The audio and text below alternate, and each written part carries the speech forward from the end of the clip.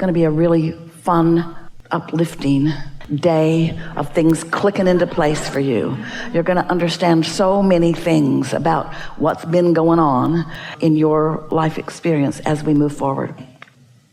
It's our dominant intention to help you to remember and maybe find a feeling place of that pure, positive energy that is you. We want to talk about why you're here and what it's all about. We want you to remember that you are extensions of source energy and that you are powerful creators, and that you've come knowing that into an environment where variety will inspire you to new desire. Because when a new desire is inspired within you and you focus in the direction of that new desire, you feel satisfaction. In fact, that's what satisfaction only and always is. You cannot ever feel satisfaction by looking in the direction of what someone else wants for you. It is your life that has caused you to define it, and then when you look in the direction of it, you feel the alignment of the becoming of that newness that you are creating. So we like to say to you that you are here as vibrational beings in a vibrational universe, experiencing the powerful law of attraction, which is responding to the vibration of all that is, and that as you are conscious that you are a vibrational being in a vibrational universe, then you can begin to enjoy what you came to live, what you came to experience, which is the deliciousness of thoughts turning to things. That's why you live in this time and place, in this time-space reality where your physical senses, these glorious, unconscious to you in most cases, senses that explain vibration to you in tactile physical terms.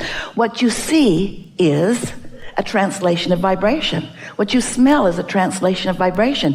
What you feel with your fingertips and taste with your tongue, what you see and hear and smell and taste and touch, all of this is an interpretation of vibration. You came to turn thoughts to things. You came to find vibrations and to calibrate to what you really want, so that the energy that creates worlds can assist you in the creation of what you are about. You are important to the expansion of the universe.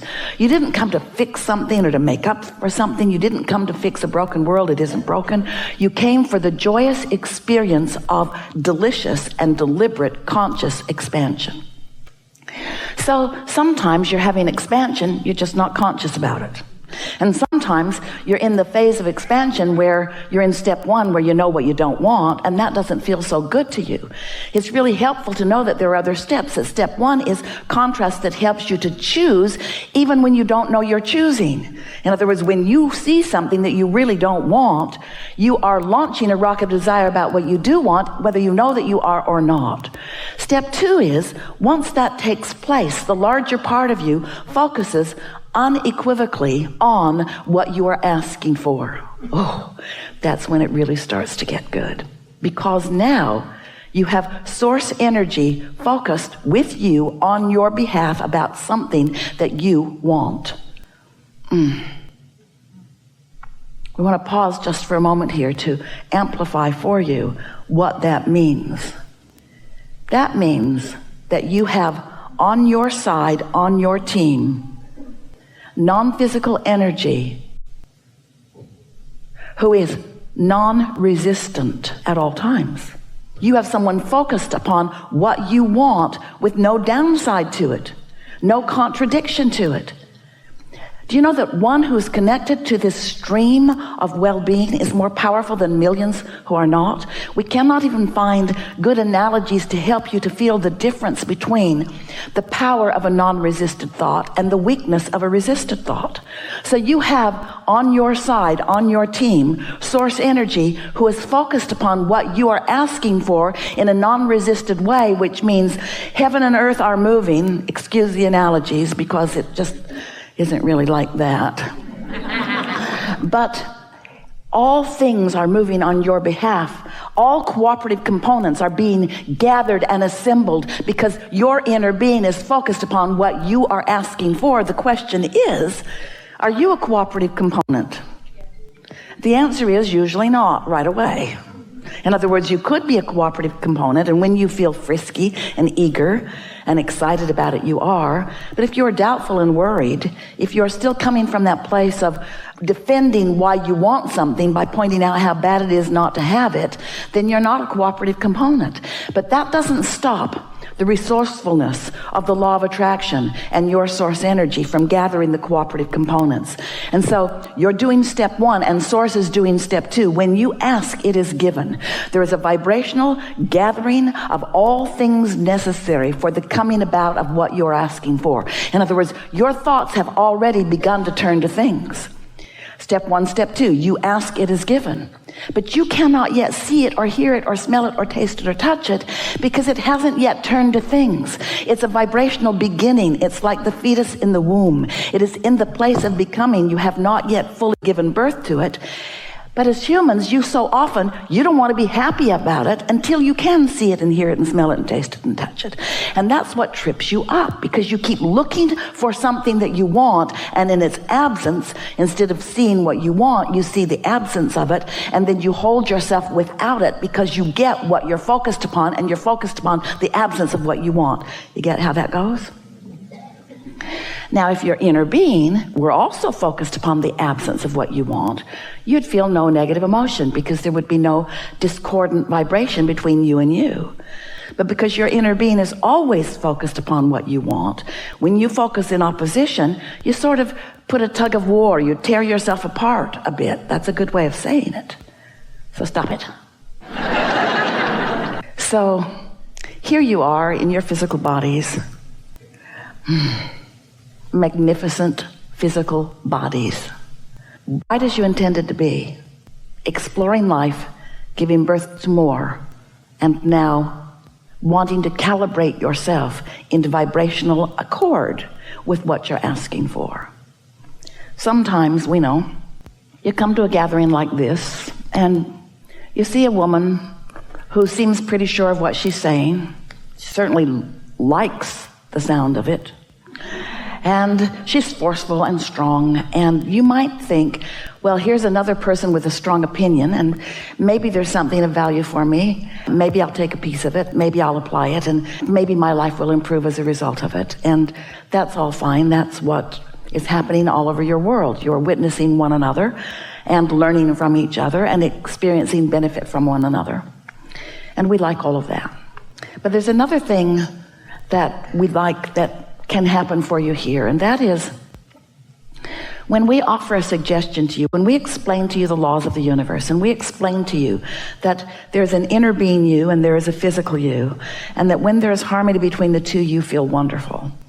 And when we explain to you that you are a vibrational being, and that when you have resistance because of what you're thinking about, your vibration is more sluggish because you've introduced resistance to it. And a sluggish vibration does not allow you full alignment with who you really are. And when we explain to you that full alignment with who you really are not only produces clarity and sure-footedness, but it is also a refreshment that is really what life is all about. In other words, you're here refueling and refreshing with this replenishing energy of source. So then we offer to you a process like meditation. We say to you, if you can find a time every day to quiet your mind for 15 or 20 minutes, and by quiet your mind, we just mean no longer think the normal thoughts you think. And by no longer thinking the normal thoughts you think, we mean really quieting your mind so that you're not thinking any thoughts, because it's easier to think no thoughts than to try to think pure positive thoughts when you've been thinking something other than pure positive thoughts. It's easier to think no thought. So then we say, just listen to something that is boring, like maybe the sound of the air conditioner. Find something in that sound and focus on it. And when you do, if you really will, as you focus, sometimes your mind will wander. Sometimes it will take Esther 5 minutes to stop thinking about whatever the momentum of her thoughts are and to focus upon the air conditioner.